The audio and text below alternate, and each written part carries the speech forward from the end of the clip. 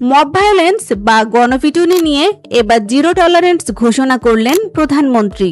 Rajarbagh police লাইন্সে police সপ্তাহ 2026 এর উদ্বোধনী অনুষ্ঠানে তিনি সাফ জানিয়ে দিয়েছেন, আইন নিজের হাতে তুলে নেওয়ার সুযোগ কাউকে দেওয়া হবে না। প্রধানমন্ত্রী বলেন, বিচার করার দায়িত্ব আদালতের, সাধারণ মানুষের নয়। কোনো অজুহাতে কাউকে পিটিয়ে মারা বা আইন লঙ্ঘন করা প্রচলিত আইনের পরিপন্থী। সাম্প্রতিক সময়ে দেশের বিভিন্ন স্থানে ঘটে যাওয়া মব জাস্টিসের ঘটনায় উদ্বেগ প্রকাশ করে তিনি পুলিশ বাহিনীকে আরো তৎপর হওয়ার নির্দেশ দেন। পুলিশের উদ্দেশ্যে তিনি বলেন, জনগণের জানমালের নিরাপত্তা নিশ্চিত করাই আপনাদের প্রধান কাজ। অপরাধী যেই হোক তাকে আইনের আওতায় আনতে হবে, তবে সাধারণ মানুষ যেন অহেতুক হয়রানির শিকার না হয় সেদিকেও খেয়াল রাখতে হবে।